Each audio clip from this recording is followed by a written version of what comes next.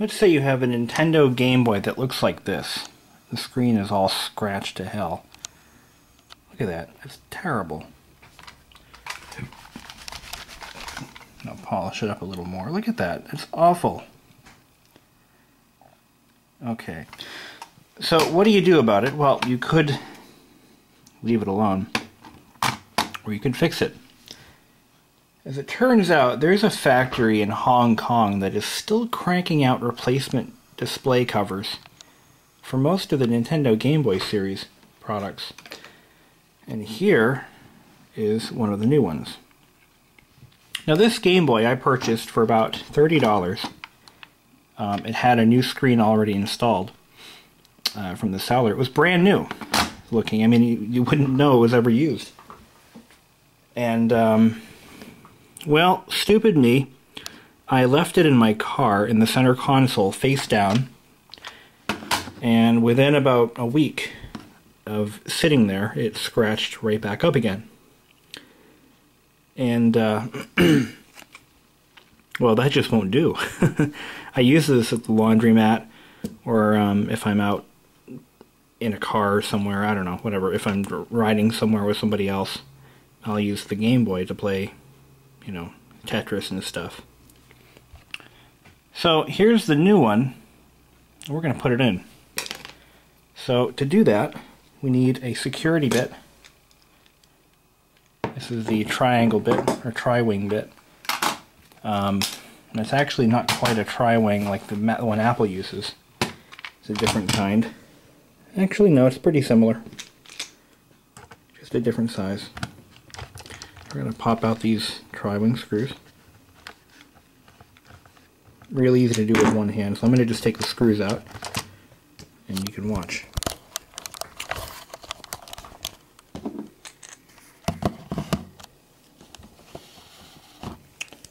So we're going to take out, I think there's actually like 6 screws. Yeah, there's 6 of them.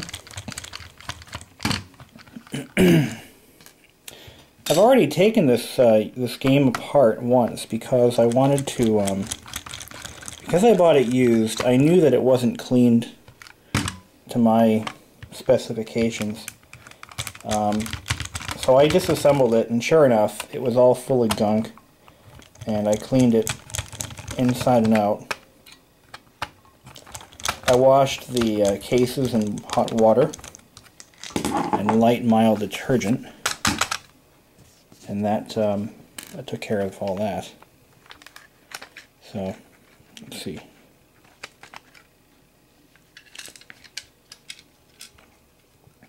So the easiest way to do this is to remove the main control board. Disconnect the LCD cable, I think. Actually, I may not have to. Let me get the, need a small Phillips head screw for that. Screwdriver.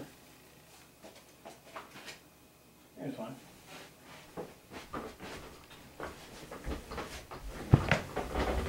And we're going to take out the screws holding the board in place. One there, one there.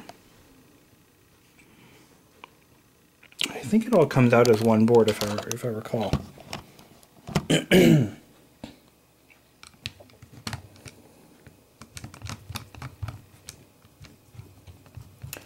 picked the worst possible screwdriver. Let me get another one. At least have a few lying around.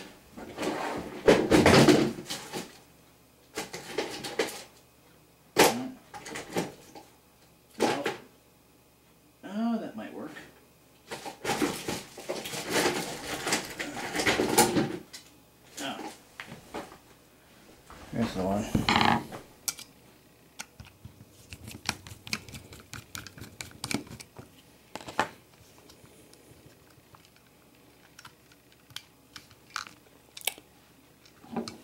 Oh dear. The screen stays on. Now, I don't remember if it's glued in place or what, so let's find out.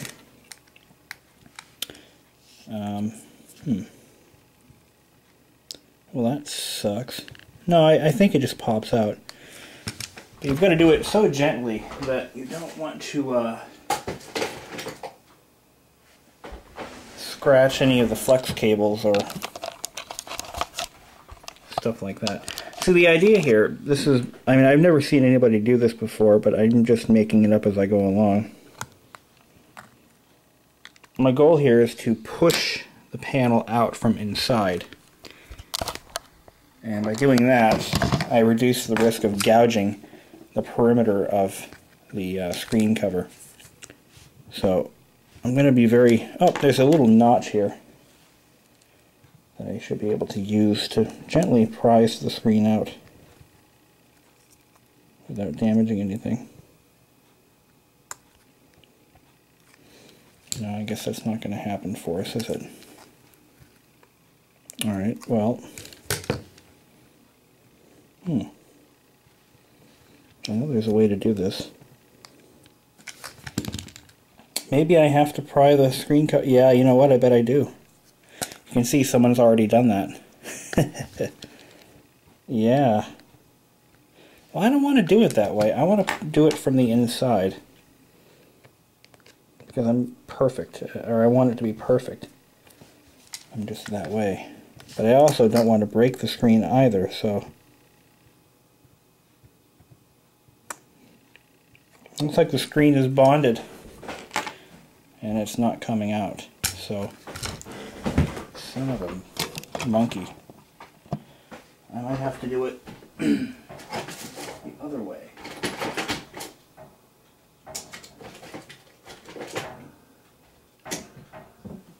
The way I don't want to do it.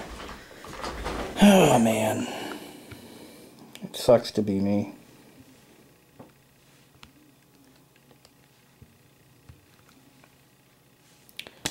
I insist upon doing it my way, though.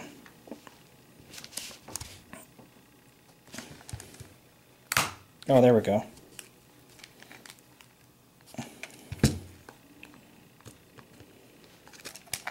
I got it to break free, partially, by twisting the case. That's one way to do it. See, the thing is, we're not replacing the LCD screen, we're just replacing the overlay, so this may seem redundant, but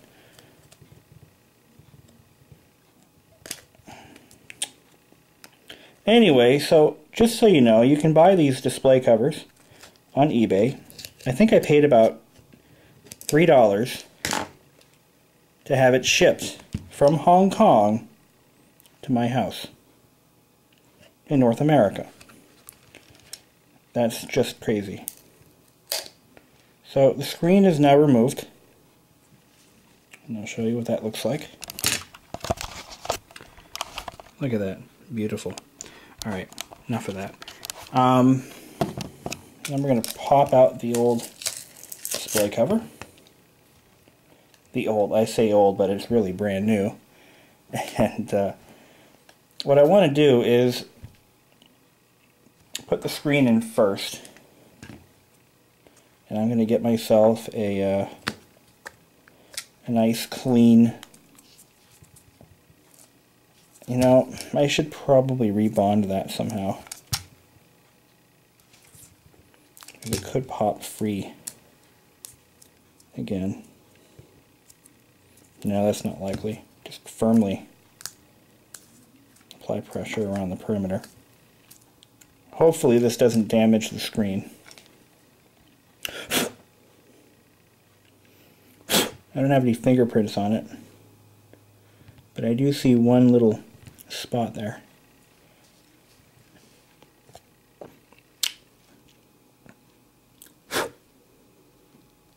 Got it.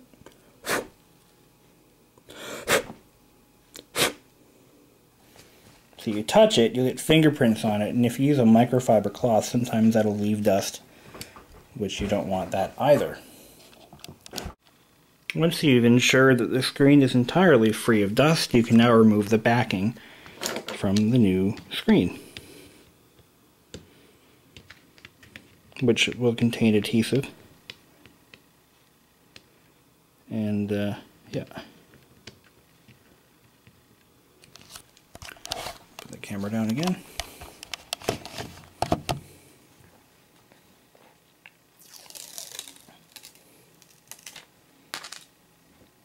Do not touch the inside of the screen. Avoid contact at all costs, because you'll be regretting it for the rest of your life.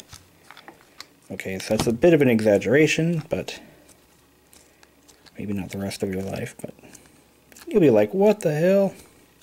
I'm so mad at myself. So there we go, we've replaced the screen without gouging the plastic. It's a little harder, but it certainly has better results, I think.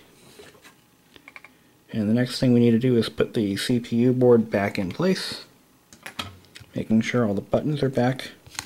And while you've got it apart, it's a good time to clean the contacts with rubbing alcohol and clean the board surface with rubbing alcohol, because what that'll do is it'll ensure that the clean the speaker too, jeez. That will ensure that the contacts are perfectly functional and clean. So fresh and so clean. Definitely a good opportunity for that. Now, I did actually own a Game Boy when I was a kid.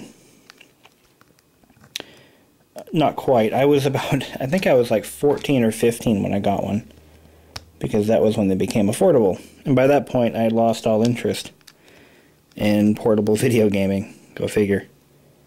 But my mom actually got me one, because I guess she got them on sale. She got my sister one and myself one. We had, I think I had the Game Boy Pocket. My sister got a Game Boy Color, because I told my mom that if you're going to get me one, don't bother spending a ton of money, because I'll never use it. And sure enough, I didn't use it, ever.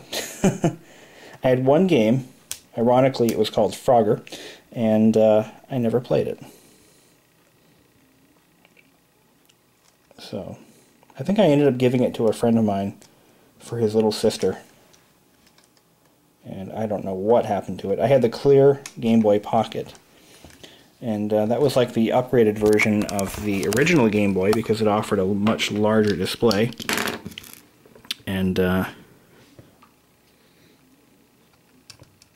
it was thinner and lighter. And the display was much better looking overall.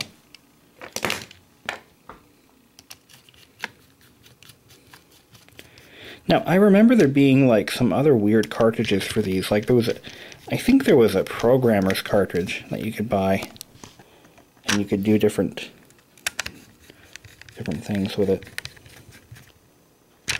More than just, you could actually, I think you could design programs or something.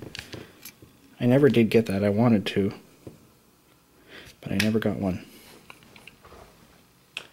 So what we're going to do now is put the backing back on, making sure that all of our switches are aligned, there are no spare parts kicking around.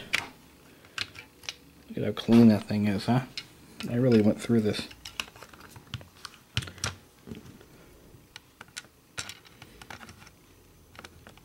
Somehow the Game Boy Color actually colorizes older games, and I have a couple of old games to prove that theory, which is interesting. I believe all it does is it just assigns random colors to different patterns, or different grayscales.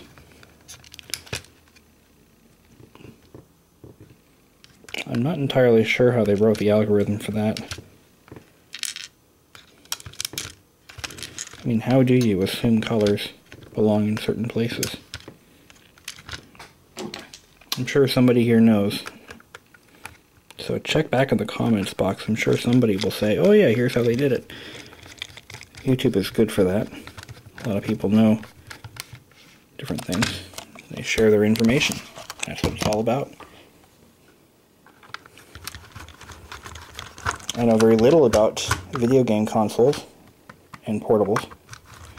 I was more of a computer freak. I didn't really play games. That's the thing.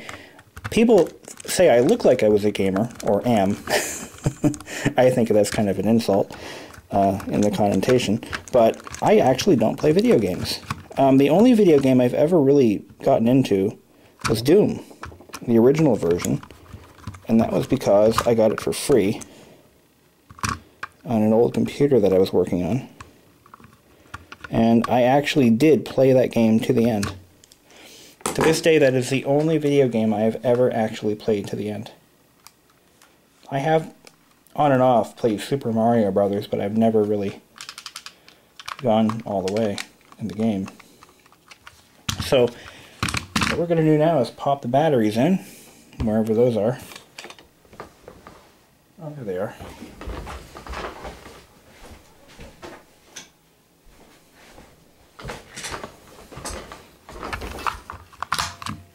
And I think I have a game cartridge here somewhere. Oops.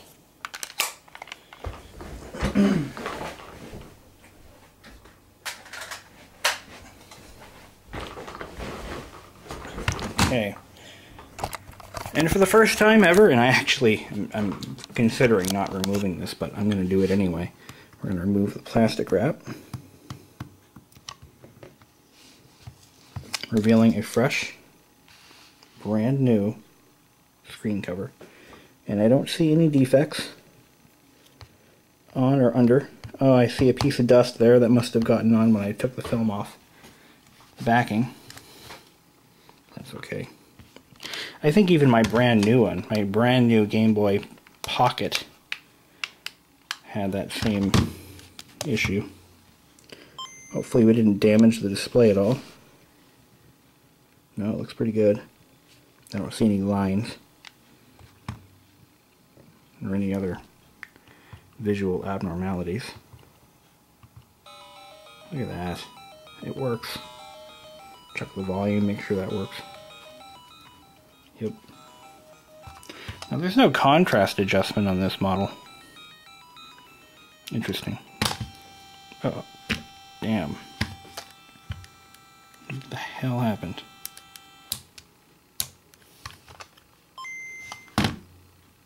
I think the cartridge is, yeah, that's what happened. The cartridge is like loose or something. So it's dirty, I don't know. Restart. There we go.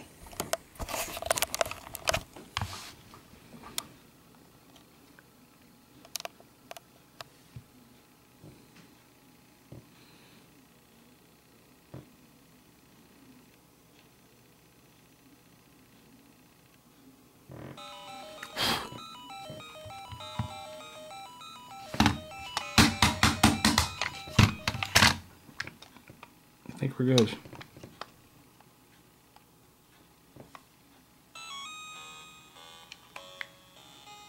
This game sucks. Oh, you sank my battleship. Or whatever. Pressing start. Oh, it doesn't really pause it. Oh yeah, it does. Okay, good. I gotta get more games. They're really cheap on eBay right now. I mean, that's one of the reasons I bought the Color, is because the games are incredibly cheap. And you can replace the batteries. When I was working at Walmart in 2002, we were selling the Game Boy Pockets like crazy. Not the Pockets, the, what was that model that they had? At, oh, yeah, the Game Boy Advanced, I think. No, and the SP. The Game Boy SP, that's right. That was like the little portable laptop-looking one. But anyway, so I think I've already scratched the new screen by brushing it off with a sleeve. But you've got to realize that these screens are not as scratch-resistant as the originals. Basically, they've used the... they've copied the Nintendo graphics. This is not a genuine Nintendo part. I think that's pretty obvious. Not for $2.99, shipped to America from Hong Kong. These are reproductions, and they're made from a material that scratches real easily. It's like It has no scratch resistance whatsoever. In fact, yeah, it is scratched. I think I scratched it already. Very faintly. So it's like, why bother? Either way, if you've suffered all 10 minutes or whatever, however long this video is, I commend you. But now you know how to do it without damaging the plastics on the outside, without gouging it to pry the old one out. So you're welcome. Have a nice day and enjoy your Thanksgiving if you're in America.